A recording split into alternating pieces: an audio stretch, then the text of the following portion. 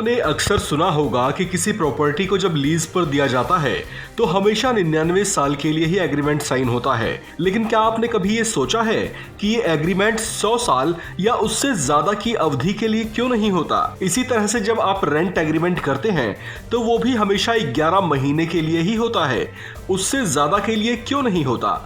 आपके ऐसे ही सवालों के जवाब के साथ हम हाजिर हैं। दरअसल प्रॉपर्टी को दो भागों में बांटकर देखा जाता है, पहला हाउसिंग प्रॉपर्टी और दूसरा कमर्शियल प्रॉपर्टी। इसी तरह से अचल संपत्ति भी दो तरह की होती है। पहले को कहा जाता है फ्री होल्ड प्रॉपर्टी। ये वो संपत्ति होती है जो हमें हमारे पुरखों से वसीयत के जरिए प्राप्त होती है। दूसरी तरह की प्रॉपर्टी होती है लीज होल्ड प्रॉपर्टी।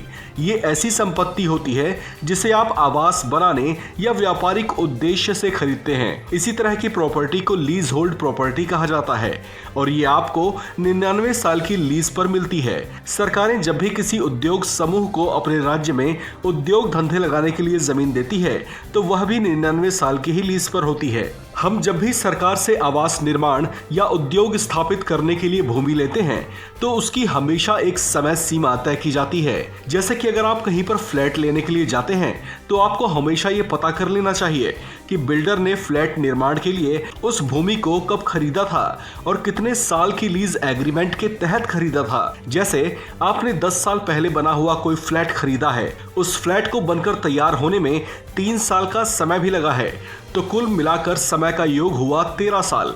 इस तरह से 99 साल के एग्रीमेंट में से अगर 13 साल को घटा दिया जाता है तो आपके पास या आपके परिवार के पास वो फ्लैट अगले 86 सालों के लिए ही रहेगा। दरअसल सरकार राजस्व के लिए ही भूमि को लीज पर देती है।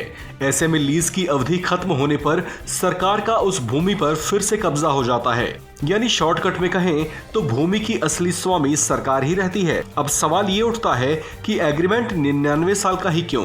दरअसल ऐसा माना जाता है कि इतनी लंबी अवधि में कोई इमारत रहने योग्य या उद्योग आदि करने के लायक नहीं रहती।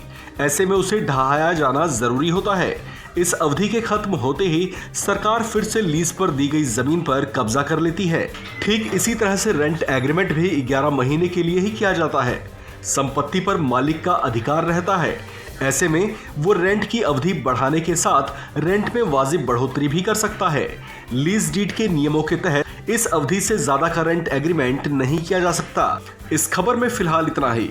बाकी खबरों के लिए बने रहिए वन इंडिया हिंदी के साथ।